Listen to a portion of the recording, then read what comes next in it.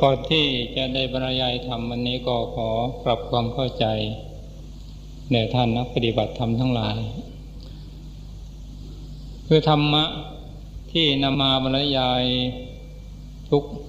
วันตลอดไตรมาสพรรษา3 เดือนนั้นเป็นธรรมะที่ท่านทั้งหลายได้เคยประพฤติปฏิบัติมาแล้วเป็นส่วนมากเหตุนั้นหากว่าท่านครูบาอาจารย์ที่เคยประพฤติปฏิบัติมาได้ฟังซ้ำๆซากๆจนเกิดความเบื่อหน่ายจนเชยอะไรทำนองนี้ก็ขอได้เมตตาธรรมแด่บรรดาลูกศิษย์ลูกหาที่บวชใหม่เพราะธรรมะที่บรรยายนั้นส่วนมากก็มุ่งไปทางผู้ที่บวชใหม่จะเป็นส่วนมากเพราะเราทั้งหลายผู้ที่เป็นครูบาอาจารย์เคยได้ประพฤติปฏิบัติเคยฟังมาแล้ว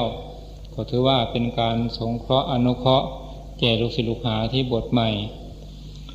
สำหรับวันนี้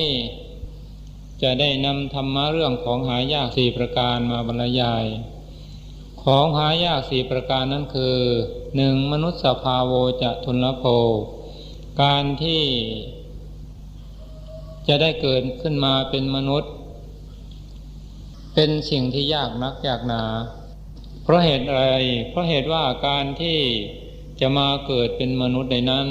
ในภพก่อนชาติก่อนต้องได้บำเพ็ญมนุษยธรรมให้สมบูรณ์เสียก่อนแล้วจึงจะสามารถมาเกิดในภพนี้ชาตินี้เป็นมนุษย์ได้แล้วขอให้ท่านนักปฏิบัติธรรมทั้งหลายได้เข้าใจว่าคำว่ามนุษย์กับคนนั้นไม่เหมือนกันคำว่าคนพอดีเรามาถือปฏิสนธิในครรภ์ของมารดาเขาก็เรียกว่าคนแล้วคลอดออกมาเขาก็เรียกว่าคนเจริญเติบโตขึ้นมาเขาก็เรียกว่าคนแต่จะยังเรียกเป็นมนุษย์ไม่ได้ต่อเมื่อใดเราได้บำเพ็ญมนุษยธรรมคือสุจริตธรรม10 ประการหรือว่าศีล5 ประการสมบูรณ์แล้วจึงจะเรียกว่ามนุษย์ได้ท่านทั้งหลายลองสังเกตดูในวันที่เราบรรพชาอุปสมบทท่านอาจารย์ท่านได้สอบถามอันตรายิกธรรมบทหนึ่งมีอยู่ว่ามนุษย์โสสิเจ้าเป็นมนุษย์หรือทำไมท่านยังถามคำเช่นนี้ทั้งที่เห็นกันอยู่ท่านก็ถามเราว่าเราเป็นมนุษย์หรือถ้าเราตอบว่านัตถิพันเตข้าพเจ้าไม่ใช่มนุษย์ท่านก็ไม่บวชให้ที่ท่านถามนี้โบราณท่านได้กล่าวไว้ว่ามีพญานาคมีความเลื่อมใสในพระศาสนาและแปลงกายเป็นมนุษย์มาบวชในพระพุทธศาสนาวันหนึ่งจำวัดกลางวันขาดสติไม่ได้ระวังตัวเพ่กลับเป็นพญานาคตามเดิมพระองค์จึงตรัสสั่งให้สึกพญานาคก็ยอมสึกแต่ขอพรว่าผู้ใดมาบวชในพระศาสนาขอให้ใส่ชื่อว่านาคที่จริงถ้าพูดตามหลักการและในพระไตรปิฎกแล้วไม่ใช่เช่นนั้นที่ท่านถามว่ามนุษย์โสสิเจ้าเป็นมนุษย์หรือเราจะตอบว่าอามะพันเตขอรับเจ้าข้าพเจ้าเป็นมนุษย์ก็ต่อเมื่อเราบำเพ็ญมนุษยธรรมหรือว่ามีมนุษยธรรมประจำจิตประจำใจเสียก่อนจึงจะตอบว่าอามะพันเตได้เหตุนั้นก่อนจะบรรพชาอุปสมบทท่านจึงให้มามอบตัวเป็นศิษย์วัดเสียก่อนได้เรียนคำขอบวชได้เรียนวิธีบวชท่านเรียกว่านาคตอนนี้ท่านเรียกว่านาคครับเป็นผู้ประเสริฐรู้ผู้มาสู่ทางอันประเสริฐแต่ในขณะที่มาเป็นนาคนี้ท่านก็มีความต้องการที่จะให้เจ้านาคนั้นได้บำเพ็ญมนุษยธรรมให้สมบูรณ์เมื่อใดเราบำเพ็ญมนุษยธรรมสมบูรณ์แล้วจึงจะได้รับการบรรพชาอุปสมบทได้เหตุนั้นเวลาบรรพชาอุปสมบทนี้ส่วนมากหลวงพ่อเอาจริงเอาจังถ้าผู้ใดเวลาเข้าโบสถ์แล้วถูกกลิ่นเหล้าถูกกลิ่นอะไรมานี่หลวงพ่อไม่ให้บวชเลยแล้วก็ไม่บวชให้เลยไล่ออกจากโบสถ์ไปสมาทานศีลใหม่เมื่อหมดกลิ่นแอลกอฮอล์แล้วก็สมาทานศีลใหม่ไปประพฤติปฏิบัติไปใหม่เสียก่อนเห็นว่าพอสมควรแก่การเวลาแล้วจึงจะบวชให้เหตุนั้นที่พวกเราทั้งหลาย ได้มานั่งรวมกันอยู่ในขณะนี้มีร่างกายสมบูรณ์ด้วยอวัยวะทุกส่วนไม่มีบรรพชาโทษคือในพระวินัยท่านไม่ห้ามเราสามารถบวชในพระพุทธศาสนาทั้งจิตใจก็สมบูรณ์อันนี้ก็นับว่าเราได้พบของหายากประการที่หนึ่งประการที่สองพุทธภาโวจะทุลโภ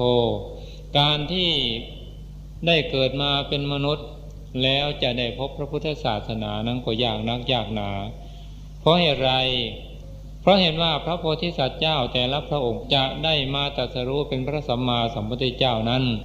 จะต้องบำเพ็ญบารมีให้เต็มเปี่ยมเสียก่อนแล้วจึงจะมาตรัสรู้เป็นพระสัมมาสัมพุทธเจ้าได้ไม่ใช่ว่าอยู่เฉยๆจะมาตรัสรู้เป็นพระพุทธเจ้าเลยทีเดียวเป็นไปไม่ได้เหตุนั้นท่านจึงแบ่งระยะการบำเพ็ญพระบารมีของพระโพธิสัตว์เจ้าทั้งหลายไว้ดังนี้คือถ้าพระโพธิสัตว์เจ้าองค์ใด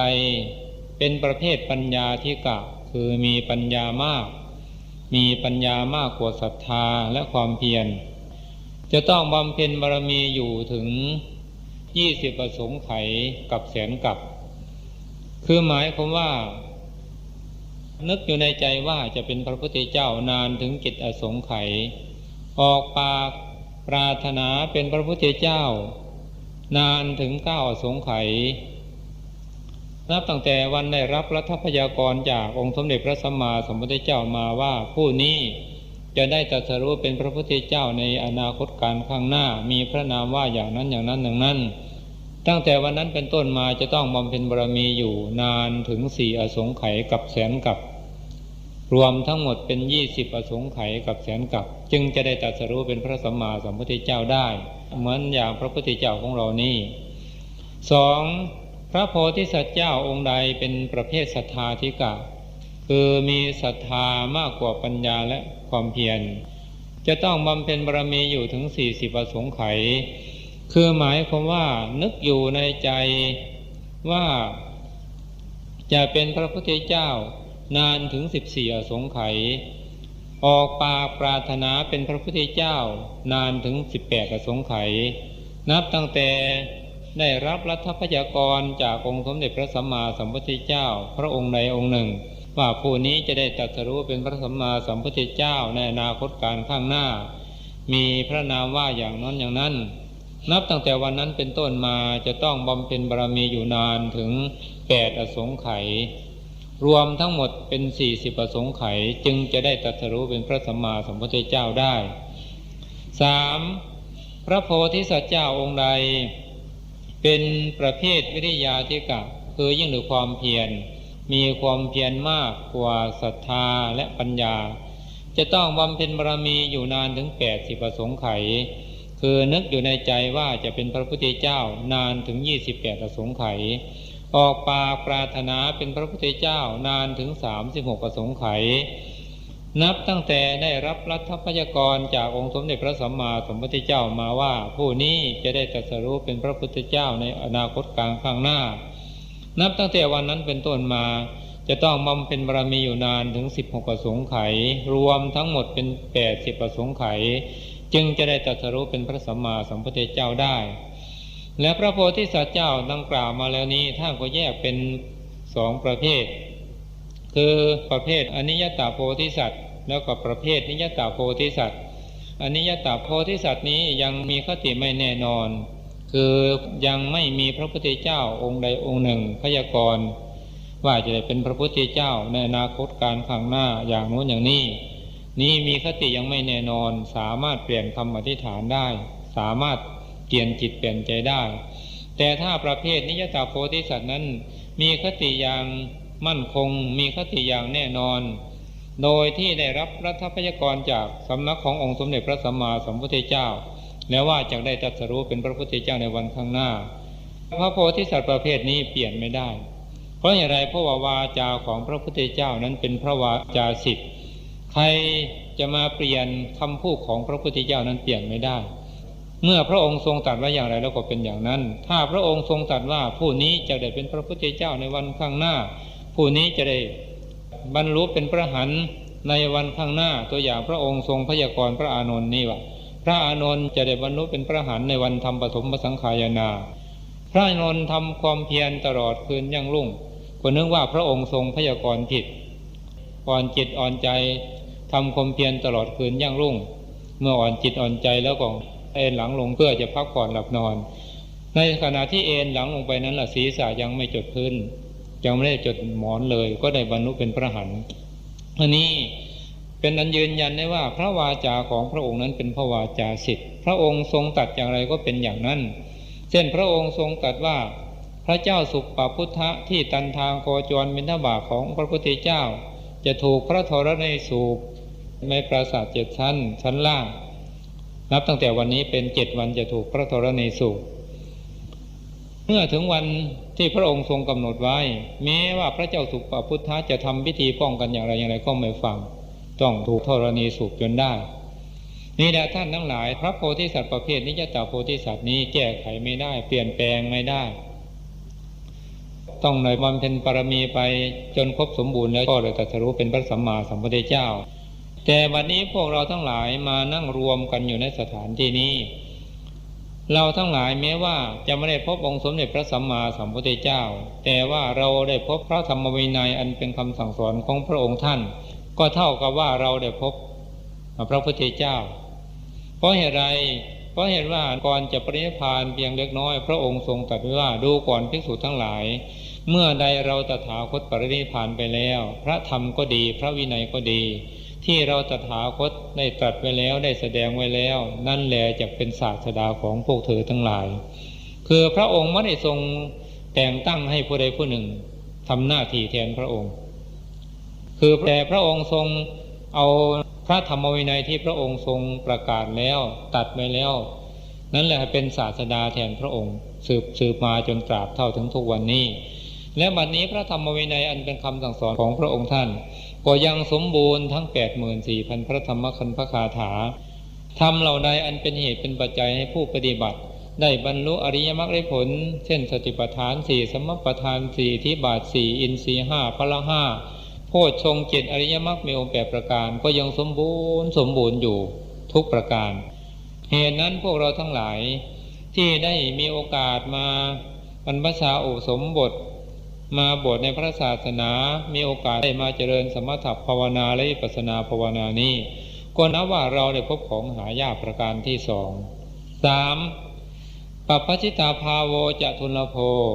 การที่บุคคลได้เกิดขึ้นมาเป็นมนุษย์พบพระพุทธศาสนาแล้วจะได้มีโอกาสมาบวชในพระพุทธศาสนานั้นก็ยากนักยากหนาเพราะเหตุไรเพราะเหตุว่าผู้ที่จะมาบวชในพระพุทธศาสนาได้นั้นต้องอาศัยเหตุปัจจัย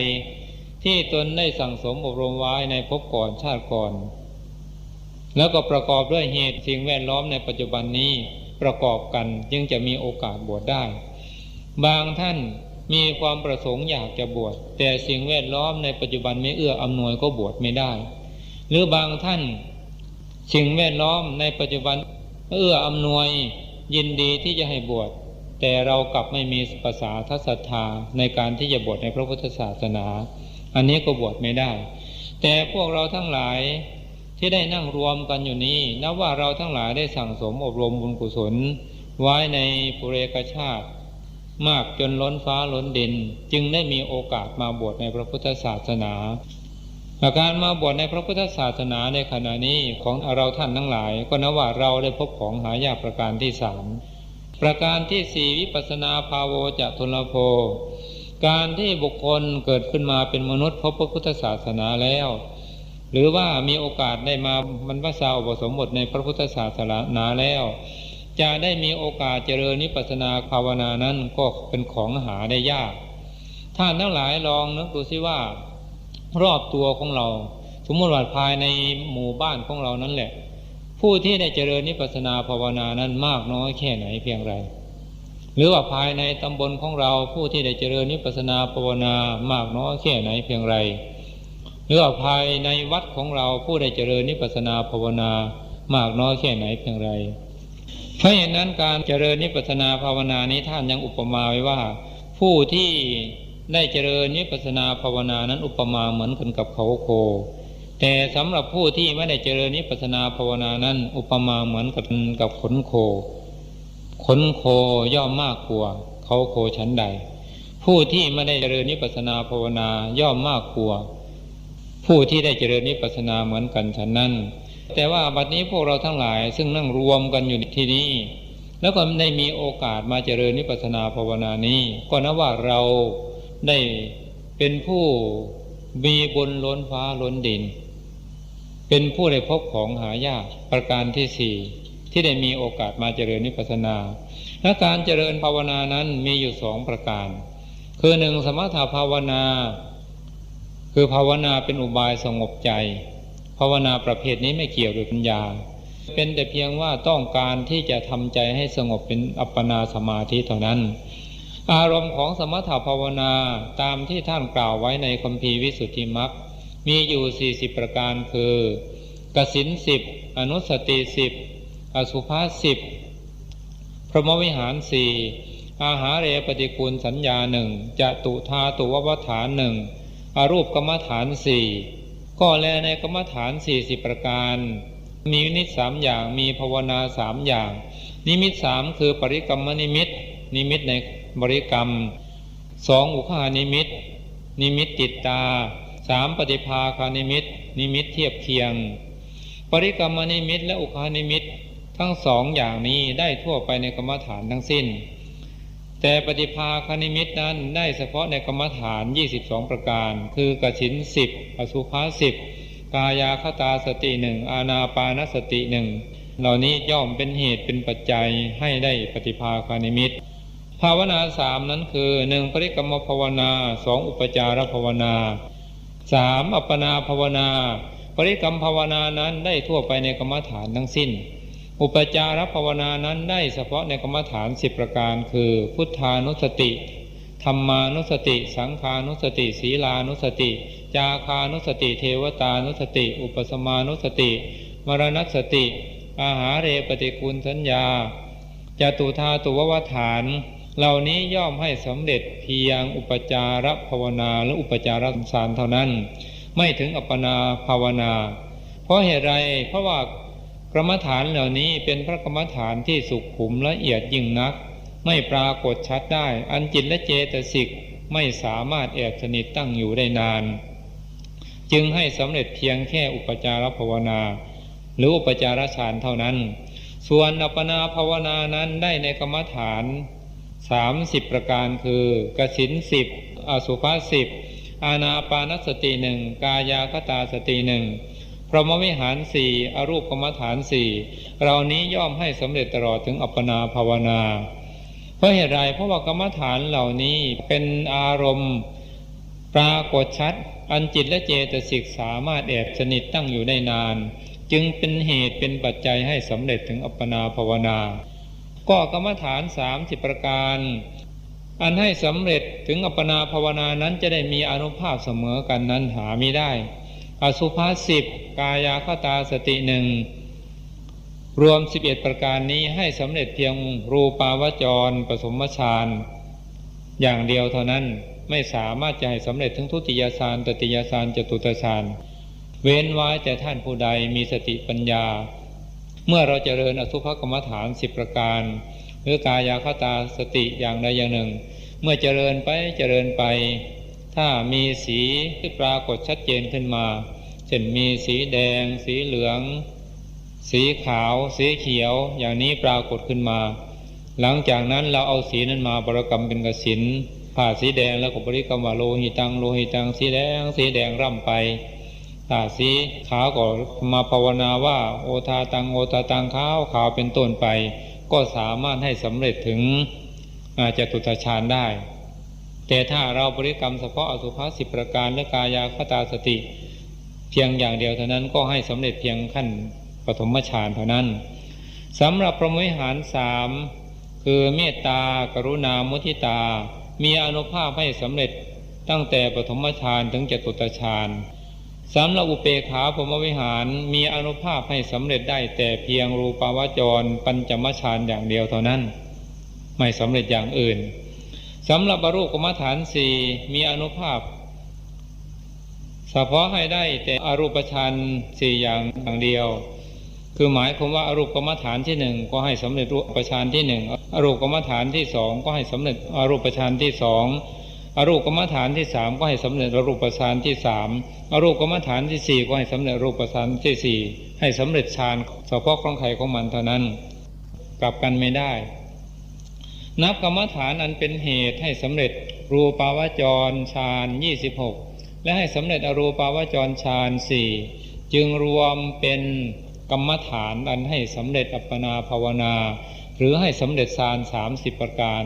เหนือจากนั้นให้สำเร็จเพียงขั้นอุปจารภาวนาหรืออุปจารฌานเท่านั้นอานิสงส์ของการเจริญสมถภาวนาเมื่อเราทำให้ยิ่งแล้วทำให้สมบูรณ์แบบแล้วก็สามารถที่จะได้สำเร็จรูปฌาน4อรูปฌาน4แล้วก็เป็นเหตุให้เกิดคุณสมบัติขึ้นมาเช่นให้สำเร็จวิชชา3ปฏิสัมภิทาญาณ4อภิญญา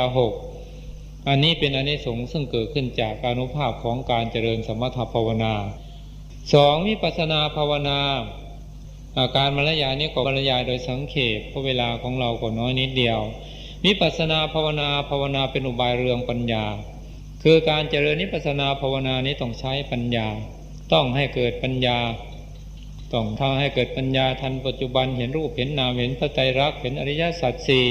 เป็นต้นจึงจะใช้ชื่อว่าเป็นการเจริญวิปัสสนาภาวนาถ้าการเจริญไปเท่าไรเจริญไปเท่าไรก็ตามสติสัมปชัญญะของเราไม่ทันปัจจุบันไม่ทันรูปทันนามไม่รู้ว่าอะไรเป็นรูปเป็นนามไม่รู้ว่าอะไรเป็นอนิจจังทุกขังอนัตตาไม่รู้อริยสัจทั้งสี่แม้เจริญเท่าไรก็ตามก็ไม่จัดว่าเป็นวิปัสสนาภาวนาอารมณ์ของวิปัสสนาภาวนานั้นคือขันธ์5อายตนะ12ธาตุ18อินทรีย์22ปฏิจจสมุปบาทอันนี้เป็นอารมณ์ของวิปัสสนาภาวนาแต่เมื่อสรุปลงแล้วก็ได้แก่รูปกับนามนั่นเอง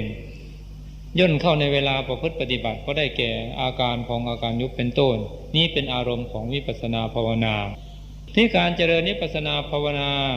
อานิสงส์ของการเจริญวิปัสสนาภาวนานั้นย่อมเป็นเหตุเป็นปัจจัยให้รู้แจ้งแทงตลอดซึ่งสภาวะความเป็นจริงของธรรมชาติคือสิ่งใดมีอยู่เป็นอยู่อย่างไรก็สามารถที่จะรู้สิ่งนั้นตามธรรมชาติของมันเช่นเรารู้สังขารทั้งหลายทั้งปวงที่มีใจครองก็ดีไม่มีใจครองก็ดีเราก็จะรู้ว่าสังขารทั้งหลายทั้งปวงเหล่านี้มันตกอยู่ในกฎของไตรลักษณ์คืออนิจจังไม่เที่ยงเกิดขึ้นมาแล้วดับไปเป็นทุกขังทนอยู่ไม่ได้เกิดขึ้นมาแล้วดับไปเป็นอนัตตาบังคับบัญชาไม่ได้เกิดขึ้นมาแล้วก็ดับไปเหล่านี้เป็นต้นอันนี้พูดโดยย่อที่การรู้สภาวธรรมของธรรมชาตินั้นมีประโยชน์อย่างไรมีประโยชน์หลายสิ่งหลายประการคืออย่างต่ำที่สุดย่อมเป็นเหตุเป็นปัจจัยไม่ให้พวกเราทั้งหลายหลงไหลอยู่ในสมมุติบัญญัติเป็นเหตุเป็นปัจจัยที่จะทำให้มานะทิฏฐิลดน้อยลงไปหรือพูดเอาย่อๆว่าเป็นเหตุเป็นปัจจัยที่จะทำให้ความโลภความโกรธความหลงราคะตัณหาอุปาทานมันลดน้อยลงไปอ่อนกำลังลงไปทั้งที่เรายังไม่ได้บรรลุอริยมรรคผลขั้นไหนนั่นแหละแต่ว่ากิเลสตัณหามันลดหย่อนลงไปแล้วความเห็นแก่ตัวก็หมดลงไปอันนี้เป็นอานิสงส์ของการเจริญวิปัสสนาโดยย่อที่อย่างสูงที่นี่ย่อเป็นเหตุเป็นปัจจัยให้ผู้ปฏิบัติได้สำเร็จเป็นพระโสดาบันเป็นพระสกิทาคามีเป็นพระอนาคามีและได้สำเร็จเป็นพระอรหันต์นี่เป็นอานิสงส์ของการเจริญวิปัสสนาภาวนาท่านทั้งหลายเมื่อกล่าวมาถึงนี้ท่านทั้งหลายอาจจะมีความข้องใจสงสัยอยู่ว่าหลวงพ่อบัดนี้พระศาสนาก็ล่วงเลยมาตั้ง 2,000 กว่าปีแล้วยังจะมีพระอริยบุคคลอยู่หรือยังจะมีพระอรหันต์อยู่หรือท่านทั้งหลายอาจจะสงสัยอย่างนี้ก็ได้ข้อนี้ขอยกหลักฐานที่ท่านกล่าวไว้ในคัมภีร์สุมังคลวิลาสินีอัตถกถาทีฆนิกายปาติกวรรคภาค3หน้า111ถึงหน้า112และบรรทัดที่21แล้วก็บรรทัดที่1ที่2ท่านได้กล่าวไว้ว่าปฏิสัมภิทัปปเตหิวัสสหัสสังอัฏฐาสิ1,000 ปีที่1เป็นยุคของพระอรหันต์ผู้ได้ปฏิสัมภิทาญาณ4คือหมายความว่าพระศาสนาล่วงเลยมา 1,000 ปี ในช่วง 1,000 ปีนี้ถ้าผู้ใดเจริญวิปัสสนาภาวนาได้สำเร็จเป็นพระอรหันต์แล้วหากว่าเราได้สั่งสมอบรมบุญกุศลไว้ในปุเรกชาติก็สามารถที่จะได้บรรลุปฏิสัมภิทาญาณสี่ด้วยปฏิสัมภิทาญาณสี่นั้นคือธรรมปฏิสัมภิทาแตกฉานในธรรม 2. อัตถปฏิสัมภิทาแตกฉานในอัตถ์ 3. ปฏิภาณปฏิสัมภิทาแตกฉานในปฏิภาณ 4. นิรุตติปฏิสัมภิทาแตกฉานในนิรุตคือภาษาคือรู้วิธีพูดให้ผู้อื่นเข้าใจในง่ายๆนี่สามารถเกิดขึ้นได้ 2. ในสารพิญเยหิวัสสาสัง1,000 ปีที่ 2เป็นยุคของพระอรหันต์ผู้ได้อภิญญา 6คือหมายความว่าพระศาสนาล่วงเลยมาถึง 2,000 ปีช่วง 2,000 ปีนี้ถ้าผู้ใดมาเจริญวิปัสสนาภาวนาได้สำเร็จเป็นพระอรหันต์แล้วสามารถที่จะยังอภิญญา 6ให้เกิดขึ้นได้หากว่าเคยสั่งสมอบรมบารมีไว้แล้วในชาติปางก่อนคือสามารถแสดงฤทธิ์ได้สามารถได้หูทิพย์ได้ตาทิพย์รู้วาระจิตของผู้อื่นระลึกชาติผลหลังได้รู้วิธีทำอาสวะให้หมดไปจากขันธสันดาน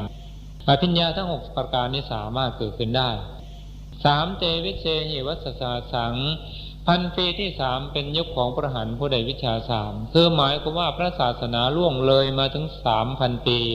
ในช่วง 3,000 ปีนี้ถ้าผู้ใดมาเจริญวิปัสสนาภาวนาได้บรรลุมรรคได้ผลแล้วก็สามารถที่จะยังวิชา 3ให้เกิดขึ้นได้วิชา 3ประการนั้นคือ 1. บุพเพนิวาสานุสติญาณปัญญาระลึกชาติผลหลังได้ 2. จตุปาตญาณ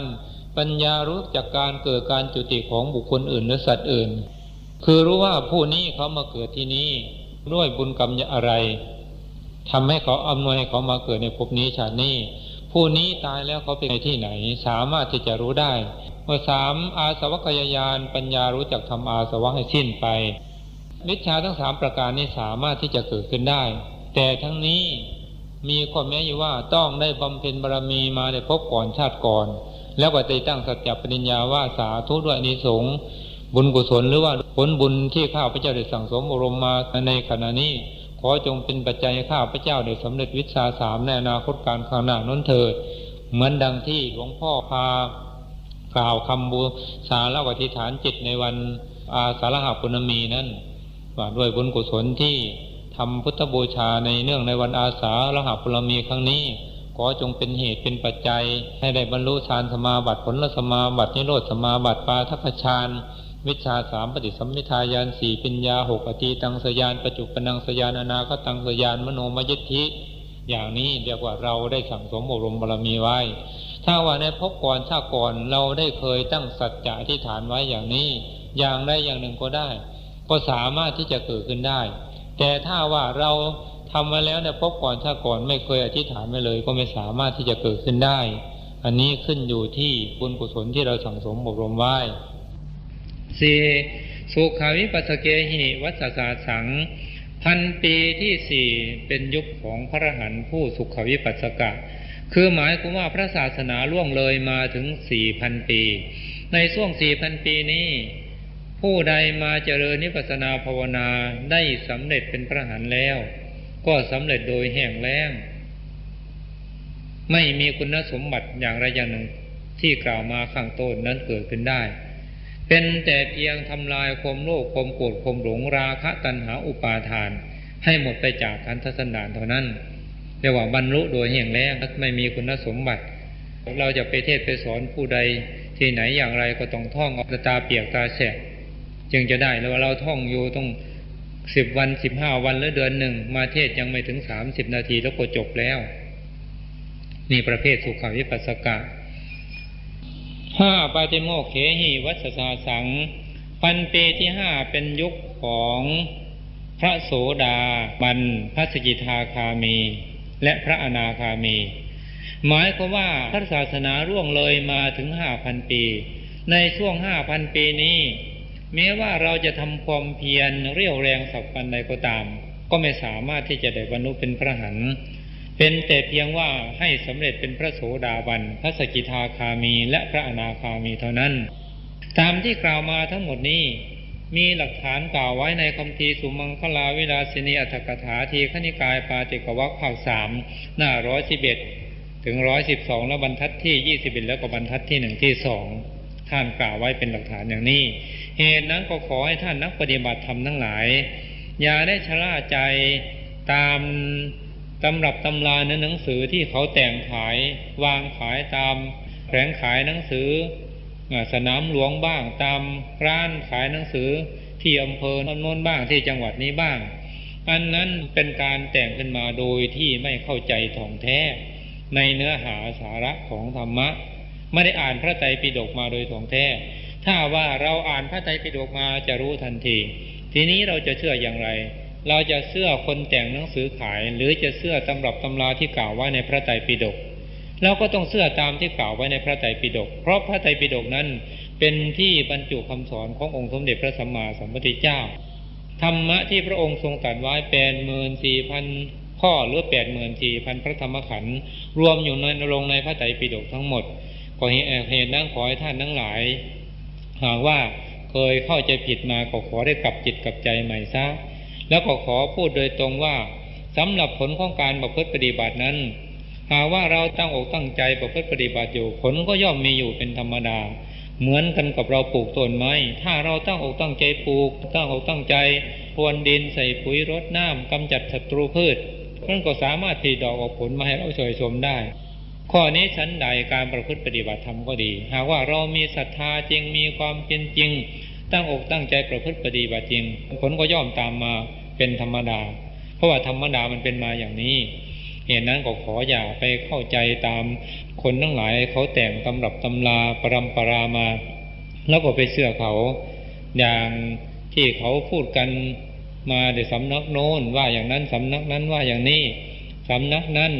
เมื่อก่อนโน้นเป็นพระมหากัสสปะมากะเป็นมหากัสสปะทำสุขของพระพุทธเจ้ากับจากศาสตร์โน้นมาเกิดเป็นพระรูปนี้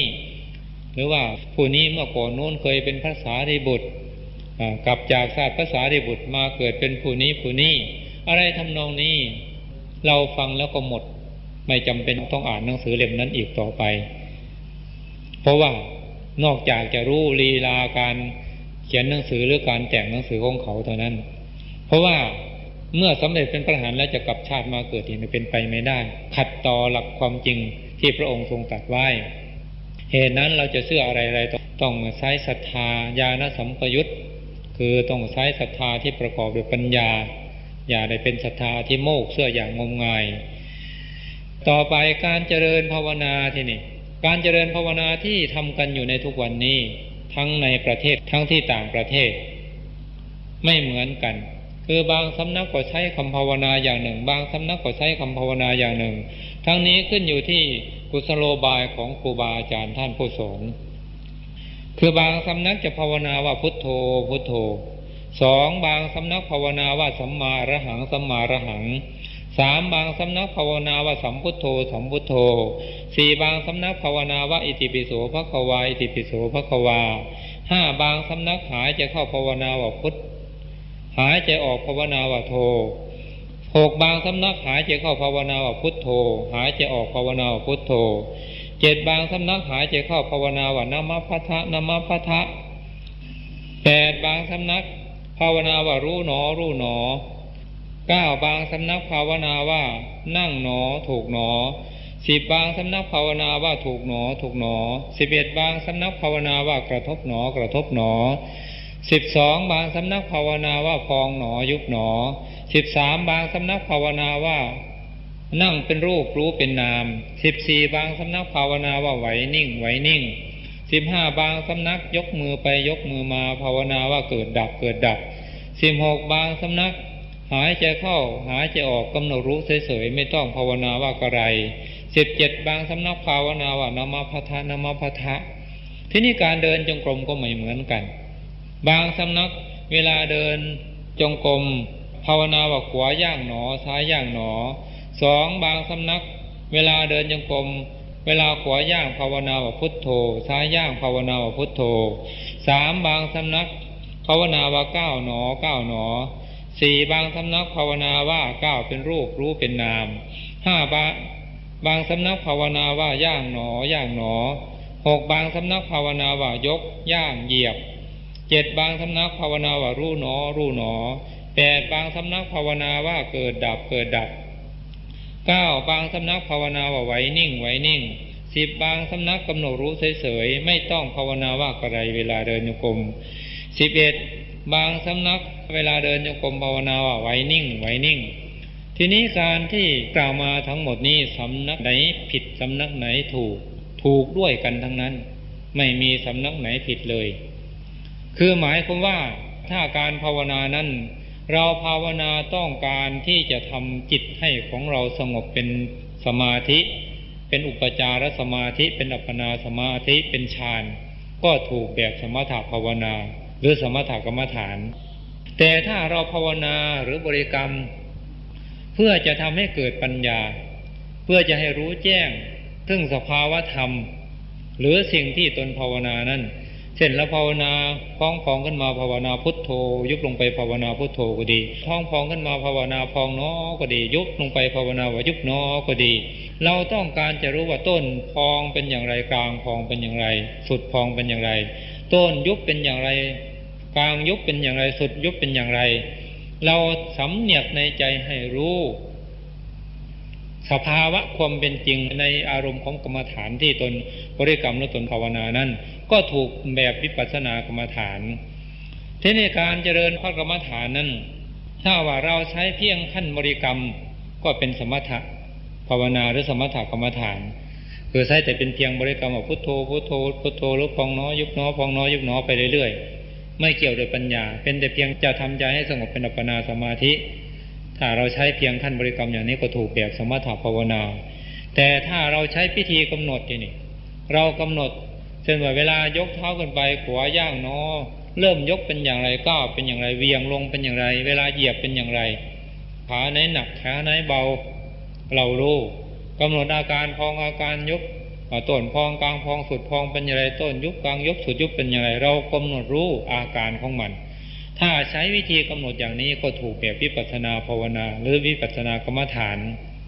แต่ถึงอย่างไรก็ขอให้ท่านทั้งหลายได้ทำความเข้าใจว่าการบริกรรมก็ดีการกำหนดก็ดีเราไม่เอาเราบริกรรมหรือเรากำหนดเพื่อรอการเกิดขึ้นของสมาธิสมาบัติรอการเกิดขึ้นของมรรคผลนิพพานต่างหากอุปมาเหมือนกันกับเราต้องการจะดื่มเครื่องดื่มสักขวดหนึ่งอย่างนี้เราก็ไปซื้อมาทั้งขวดเช่นว่าไปซื้อโค้กบ้างเป๊ปซี่บ้างสไปร์บ้างเหล่านี้เป็นต้นเราซื้อมาทั้งขวดเมื่อซื้อมาแล้วเราก็เปิดดื่มแต่น้ำของมันเท่านั้นขวดเราก็ทิ้งไปข้อนี้ชั้นใดเราจะใช้บริกรรมหรือใช้กำหนดบทไหนอย่างไรก็ตามเราบริกรรมและกำหนดเพื่อรอการเกิดขึ้นของสมาธิสมาบัติมรรคผลนิพพานเท่านั้นเมื่อสมาธิสมาบัติมรรคผลนิพพานเกิดขึ้นมาแล้วคำบริกรรมหรือคำภาวนานั้นเราก็ทิ้งไปเราเอามรรคเอาผลเอานิพพานเอาสมาบัตินั้นต่างหากและท่านทั้งหลายก็ขอให้ทำความเข้าใจอีกอย่างหนึ่งว่าเพราะเหตุไรว่าการบริกรรมหรือการภาวนานี้จึงมีมากเพราะเห็นว่าธรรมะอันเป็นคำสั่งสอนขององค์สมเด็จพระสัมมาสัมพุทธเจ้านั้นมีมากคือมีถึง 84,000 ข้อหรือ 84,000 พระธรรมขันธ์พระคาถาเหตุนั้นเวลาปฏิบัติใครจะเอาที่ไหนมาบริกรรมมาภาวนามากำหนดได้ทั้งนั้นใครจะบริกรรมอย่างไรภาวนาอย่างไรหรือกำหนดอย่างไรก็ตามผลที่ต้องการเหมือนกันหมดคือต้องการที่จะพ้นทุกข์ต้องการจะบรรลุสุขอันไพบูรณ์คือมรรคผลนิพพานเหมือนกันหมดอุปมาเหมือนกับคนทั้งหลายเกิดขึ้นมาแล้วต้องการเงินด้วยกันทั้งนั้นผู้ทำนาก็ต้องการเงินผู้ทำสวนก็ต้องการเงินผู้ทำไร่ก็ต้องการเงินพวกเย็บปักถักร้อยก็ต้องการเงินพวกเสริมสวยก็ต้องการเงินพวกเลี้ยงสัตว์ก็ต้องการเงินสร้างโรงงานอุตสาหกรรมก็ต้องการเงินผู้เดินรถก็ต้องการเงินผู้เป็นข้าราชการก็ต้องการเงินผู้ทำมาค้าขายก็ต้องการเงินหนักเข้าผู้ที่ไปลักขโมยไปปล้นไปจี้จับไปเรียกค่าไถ่ต้องการเงินด้วยกันทั้งนั้นแต่วิธีหาเงินของคนไม่เหมือนกันข้อนี้ฉันใดทุกคนเกิดขึ้นมาแล้วต้องการที่จะพ้นทุกข์ต้องการจะบรรลุสุขอันไพบูรณ์คือมรรคผลนิพพานแต่เพราะว่าธรรมะมีมากการประพฤติปฏิบัติจึงไม่เหมือนกันเหตุนั้นก็ขอให้ท่านครูบาอาจารย์ทั้งหลายได้เข้าใจหลักการและวิธีการประพฤติปฏิบัติและการประพฤติปฏิบัติในพรรษานี้ก็อยากให้เป็นไปในแนวเดียวกันเพราะจะสะดวกในการสอบในการสอนว่ารูปโน้นก็ปฏิบัติอย่างโน้นรูปนี้ก็ปฏิบัติอย่างนี้ ถ้าจะประพฤติปฏิบัติอย่างนี้ก็จึงว่าสภาวะธรรมที่ปฏิบัติมามันจะเสื่อมถ้าคิดอย่างนี้เรียกว่าเข้าใจผิดหลายๆองค์ที่มาประพฤติปฏิบัติทั้งที่มาอยู่กับท่านว่าตั้งใจจะมาศึกษาแต่มาแล้วทิฏฐิมานะนั้นไม่ยอมลดเคยทำอย่างไรก็ทำอย่างนั้นไปเคยพูดอย่างไรก็พูดอย่างนั้นไม่ยอมเปลี่ยนนิสัยไม่ยอมทำตามคุณขอให้ภาวนาอย่างนี้เสียก่อนเถอะออกจากสำนักแล้วจึงค่อยภาวนาอย่างอื่นอธิบายฟังเหมือนอธิบายมาแล้วแต่ก็ไม่ยอมเช่นพวกเคยเพ่งลูกแก้วอย่างนี้มาก็อยากเพ่งอย่างนั้นแหละเมื่ออยากเพ่งเป็นลูกแก้วอย่างนั้นอยู่ตลอดเวลาการประพฤติปฏิบัติมันก็ไม่เดินหน้าถ้าจะทำอย่างไรก็ตามท่านทั้งหลายจะภาวนาหมดแต่อย่างไรก็ตามมันดำเนินไปตามปฏิปทาสู่ความพ้นทุกข์เหมือนกันหมดทั้งนั้นนั่นแหละแต่ว่าข้อสำคัญขั้งแรกนี้เราต้องทำให้ถึงเสียก่อนถ้าเราทำให้ถึงขั้งแรกแล้วต่อไปเราจะภาวนาอย่างไรได้ทั้งนั้นภาวนาทำอย่างนี้เราเคยเข้าฌานได้เคยเข้าปฐมฌานทุติยฌานตติยฌานจตุตฌานได้เคยเข้ารูปฌานที่1ที่2ที่3ที่4ได้เพราะว่าเราเคยประพฤติปฏิบัติมาแล้วทีนี้เมื่อเรามาได้อย่างนี้แล้วต่อไปเราจะเข้าสมาธินี่เราไม่ภาวนาเลยเรานั่งดูวัตถุใดอย่างหนึ่งก็ได้โดยที่สำรวมจิตนั่งเพ่งวัตถุนั้นๆจะเป็นนาฬิกาก็ได้เป็นพระพุทธรูปก็ได้ก็สามารถเข้าสมาธิได้เหมือนกันเคยเข้า24ชั่วโมงก็เข้า24ชั่วโมงได้เหมือนกันเคยเข้า12ชั่วโมงก็สามารถเข้า2ชั่วโมงได้เหมือนกันหรือไม่อย่างนั้นเราใช้คำภาวนาว่าขี้เกียจเนาะขี้เกียจเนาะขี้เกียจเนาะขี้เกียจเนาะแต่ที่จริงเราไม่ขี้เกียจแต่เราใช้คำภาวนาว่าขี้เกียจเนาะขี้เกียจเนาะก็สามารถเข้าสมาธิได้6ชั่วโมง12ชั่วโมง24ชั่วโมงเหมือนกันหรือว่าเราจะภาวนาว่าอยากตายเนาะอยากตายเนาะอยากตายเนาะแต่เราไม่อยากตายนะแต่เราใช้คำภาวนาว่าอยากตายเนาะอยากตายเนาะก็สามารถเข้าสมาธิได้6ชั่วโมง12ชั่วโมง24ชั่วโมงหรือ30ชั่วโมงได้เหมือนกันแต่เรามีข้อแม้อยู่ว่าต้องประพฤติปฏิบัติให้ถึงที่เสียก่อนให้ได้เสียก่อนจึงจะทำอย่างนี้ได้หากว่ายังไม่ได้ไม่ถึงเราจะมาภาวนาอย่างนี้ก็ทำไม่ได้เหตุนั้นขอให้ท่านทั้งหลายได้เข้าใจตามนี้ต่อไปองค์คุณของผู้ปฏิบัติถ้านักปฏิบัติธรรมต้องการที่จะให้การประพฤติปฏิบัติให้ได้ผลเร็วนั้นท่านทั้งหลายต้องเป็นผู้ประกอบไปด้วยองค์คุณสมบัติดังนี้คือ1ต้องมีสติมาคือมีสติสมบูรณ์กำหนดให้ทันปัจจุบันเราจะยืนเดินนั่งนอนกินดื่มพูดคิดทำจิตใดๆก็ตามกำหนดให้ทันปัจจุบันข้อที่2สัมปชาโนมีสัมปชัญญะรู้ตัวทั่วพร้อมคือจะยืนจะเดินจะนั่งจะนอนจะกินจะดื่มจะพูดจะคิดทำจิตใดๆก็ตามรู้ตัวทุกขณะเหมือนกับเราเขียนหนังสือสมมติว่าเราจะเขียนตัวกออย่างนี้เราต้องเขียนไปตามสติมันวาดไว้แล้วว่าตัวกอมีรูปร่างลักษณะอย่างนี้ก็เขียนไปในขณะที่เขียนแล้วก็รู้ตัวว่าเราเขียนถูกเขียนผิดก็รู้ตัวว่าเขียนผิดอันนี้เรียกว่าสัมปชาโนรู้ตัวทั่วพร้อมข้อที่3วิริยะคือความเพียรคือมีความหมั่นความขยันฉันทะพอใจทำกรรมฐานมีวิริยะแข็งใจทำกรรมฐานมีจิตตะตั้งใจทำกรรมฐานมีวิมังสาฉลาดในการทำกรรมฐานเมื่อท่านทั้งหลายตั้งอยู่ในองค์คุณทั้ง3ประการนี้ก็สามารถที่จะทำให้การประพฤติปฏิบัตินั้นได้ผลเร็วและรับรองว่าไม่เสียสติไม่เป็นบ้าแต่ถ้าขาดคุณธรรมทั้ง3ประการนี้อาจจะเป็นบ้าไปก็ได้เสียผู้เสียคนไปก็ได้หลวงพ่อคิดว่าท่านทั้งหลายคงไม่อยากเป็นบ้าคงไม่อยากเสียผู้เสียคนเมื่อท่านทั้งหลายต้องการอย่างนี้ก็ขอจงตั้งอยู่ในองค์คุณทั้ง3ประการนี้คือ1มีสติทันปัจจุบัน2มีสัมปชัญญะรู้ตัวทั่วพร้อม3มีความเพียรต่อไปก็ขอเตือนสติท่านทั้งหลายคือเวลาประพฤติปฏิบัตินี้ขออย่าทำอิริยาบถให้ผิดปกติเราจะยืนเดินนั่งนอนกินดื่มพูดคิดทำจิตใดๆก็ตามก็ขอให้ใช้อิริยาบถในตามปกติธรรมดาอย่าให้คนอื่นรู้ว่าเราประพฤติปฏิบัติธรรมะคือหมายความเดินตามปกตินั่งตามปกติแต่เรามีสติสัมปชัญญะสำรวมอยู่ตลอดเวลารู้ตัวอยู่ตลอดเวลาไม่ให้ความโลภความโกรธความหลงเกิดขึ้นไม่ให้จิตใจมันวอกแวกฝันไว้ไปตามอารมณ์ถ้าเราทำอิริยาบถให้ผิดปกติบางทีเดินช้าๆจะมาฉันเช้าบางทีจะมาฉันภัตตาหารนี่บางทีเพื่อนฉันเกือบเสร็จแล้วจึงมาถึงก็มีอันนี้เรียกว่าทำอิริยาบถให้ผิดปกติ บางทีจะมาทำวัดเช้าทำวัดเย็นมาบอกวัดอย่างนี้เพื่อนจะเลิกกันเราจึงเดินมาถึงนี่แต่ว่าอริยบทผิดปกติถ้าไปอยู่บางแห่งเขาจะถามว่าท่านอาจารย์ครับท่านเป็นโรคอะไรท่านเป็นโรคอัมพาตหรืออะไรเขาจะว่าเอาถ้าคนอื่นมาเห็นเราอย่างนี้เขาก็จะหาว่าเราเป็นบ้าเมื่อเป็นเช่นนี้ใครๆก็ไม่อยากมาประพฤติปฏิบัติการเผยแผ่พระศาสนาก็เป็นไปไม่ได้เหตุนั้นขออย่าทำให้อิริยาบถผิดปกติ 2. อย่าให้ความต้องการเกิดขึ้นเช่นเวลานั่งกรรมฐานก็ดีเดินโยกมก็ดีเราเผลอไปอยากได้เกินไปก็เป็นเหตุให้ความต้องการเกิดขึ้นเช่นว่าจะทำให้การเดินก็จงกรมครั้งนี้หรือนั่งสมาธิครั้งนี้จะให้สมาธิเกิดขึ้นจะให้วิปัสสนาญาณเกิดขึ้นจะให้เห็นพระไตรลักษณ์จะเห็นอนิจจังทุกขังอนัตตาจะเห็นอริยสัจสี่จะเข้าสมาธิให้ได้เท่านั้นชั่วโมงเท่านั้นนาทีอย่างนี้เรียกว่าทำความต้องการให้เกิดขึ้นถ้าเราตั้งใจไว้อย่างนี้แล้วทำกรรมฐานมีผลเสียอยู่2ประการคือ 1. ถ้าเกิดขึ้นตามที่เราตั้งใจไว้ก็เป็นเหตุให้เกิดโลภะเกิดวิสมโลภะเกิดตัณหาเกิดมานะทิฏฐิแต่ถ้าไม่เกิดตามความต้องการของเราก็เป็นเหตุให้เกิดโกสัสสะความเกียจค้านเกิดโทมนัสความน้อยใจความแห้งผากใจความคับแค้นใจความขี้เกียจตามมาไม่อยากปฏิบัติพระกรรมฐานต่อไปเหตุนั้นก็ขออย่าให้ความต้องการเกิดขึ้น 2. อย่าเป็นผู้วิเศษเช่นว่าเราทำกรรมฐานอย่างนี้ครั้งนี้เราทำให้วิเศษกว่าเพื่อนเราจะให้บรรลุก่อนเพื่อนเราจะทำให้หูทิพย์เกิดขึ้นตาทิพย์เกิดขึ้นเราทำเพื่อจะให้รู้วาระจิตของผู้อื่นอะไรทำนองนี้ขออย่าได้คิดอย่างนี้หรือท่านใดที่เคยคิดอย่างนี้มาแล้วก็ขอความเมตตาให้เลิกคิดเสียก่อนในตอนนี้คือบางท่านอาจจะคิดว่าตนรู้หมดทุกอย่าง